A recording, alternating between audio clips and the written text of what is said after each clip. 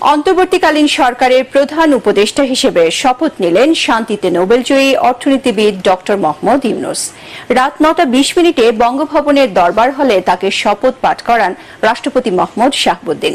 পরে অন্তর্বর্তীকালীন সরকারের 16 উপদেষ্টার মধ্যে 13 জনকে একসাথে শপথ পড়ানো হয়। ছাত্র প্রতিনিধি হিসেবে শপথ নিয়েছেন বৈষম্য বিরোধী ছাত্র আন্দোলনের সমন্বয়ক নাহিদ ইসলাম ও আসিফ মাহমুদ সজীব ভুইয়া। ঢাকার বাইরে থাকায় আজ শপথ নেননি 3 উপদেষ্টা। ইমদাদুল্লাহ বাবুর রিপোর্ট।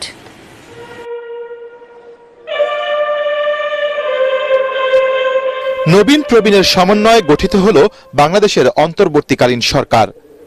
সরকার গঠনের আগে বঙ্গভবনে বৈষম্য বিরোধী ছাত্র আন্দোলনের শহীদদের স্মরণে পালন করা হয় 1 মিনিটের নীরবতা। পরে সরকারের প্রধান উপদেষ্টা হিসেবে শপথ নেন শান্তিতে নোবেলজয়ী অর্থনীতিবিদ ডক্টর মোহাম্মদ ইউনূস। বঙ্গভবনে রাষ্ট্রপতি মোহাম্মদ শাহাবুদ্দিন তিনি সহ 13 উপদেষ্টাকে শপথ বাক্য পাঠ করান। এ সময় বিভিন্ন শ্রেণী পেশার 400 জন আমন্ত্রিত অতিথি উপস্থিত ছিলেন। আমি আইন অনুযায়ী অন্তর্বর্তীকালীন সরকারের প্রধান উপদেষ্টা পদের কর্তব্য বিশ্বস্ততার সহিত পালন করিব। আমি বাংলাদেশের প্রতি অকৃত্রিম বিশ্বাস ও আনুগত্য পোষণ করিব। পরে অন্তর্বর্তীকালীন সরকারের 13 উপদেষ্টাকে একসাথে শপথ পড়ানো হয়।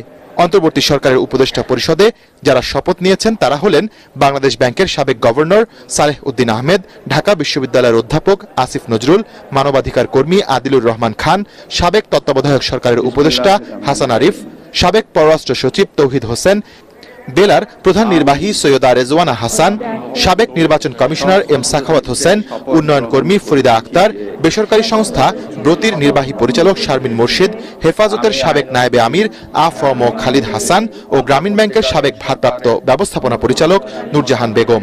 এছাড়া ছাত্র প্রতিনিধি হিসেবে শপথ নিয়েছেন বৈষম্য বিরোধী ছাত্র আন্দোলনের সমন্বয়ক নাহিদ ইসলাম ও আসিফ মাহমুদ সজীব ভুইয়া।